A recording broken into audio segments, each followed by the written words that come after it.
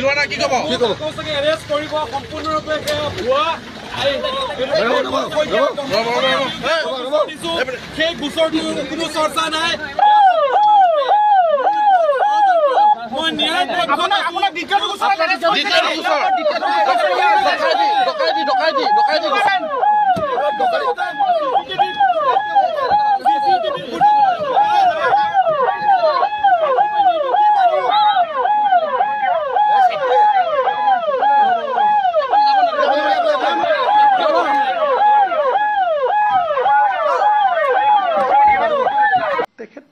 পোৰ্টেলত কাম কৰে আৰু পোৰ্টেলত কাম কৰা লোকসকলকতো আমি সাংবাদিক বুলি এতিয়ালৈকে আমি সিদ্ধান্ত লোৱাই নাই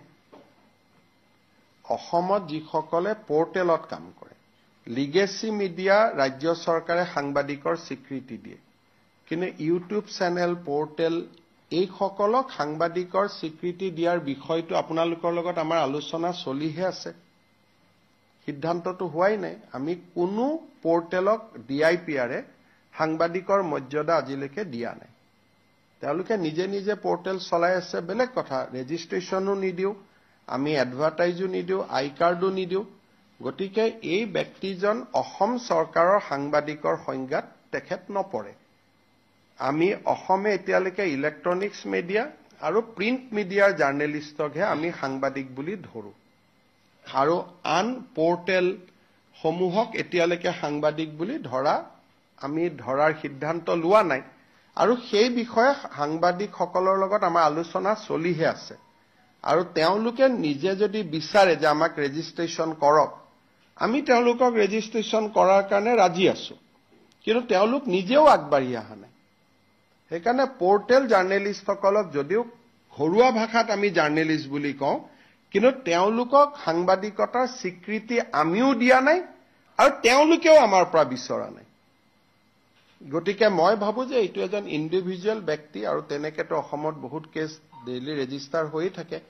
আৰু এখেত সাংবাদিক নে ব্যৱসায়ী তাৰো এটা দৃষ্টিভংগী আছে কাৰণ তেওঁতো ডাম্পাৰ আদিৰ ব্যৱসায়ও কৰে গতিকে এটা ব্যৱসায়িক কাৰণত গ্ৰেপ্তাৰ হৈছে নে আন কাৰণত গ্ৰেপ্তাৰ হৈছে তাকো জানিব নোৱাৰি কিন্তু মই যিগৰাকী ব্যক্তিৰ নাম জানো তেওঁৰ 4-5খন ডাম্পাৰো আছে তেওঁ বিভিন্ন ব্যৱসায়ও কৰে পাৰ্ট টাইম এটা চেনেল এটা পোৰ্টেলত কাম কৰে আৰু সেই পোৰ্টেলটো ৰাজনৈতিক ব্যক্তিৰ পোৰ্টেল গতিকে এটা সাংবাদিকৰ ডেফিনেশনত আহিব নাই আমি প্ৰেছ ক্লাবৰ লগত কথা পাতিব লাগিব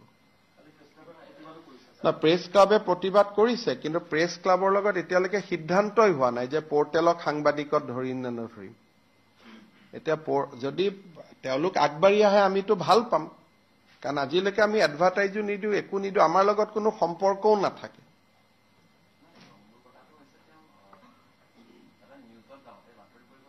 এটোতো আমি নাজানো তেওঁ বেংকত নিউজে কৰিব গৈছে নে আন কামত গৈছে আমি কেনেকে জানিম বা আন সাংবাদিকে কেনেকে তাৰ গ্যাৰান্টি ল'ব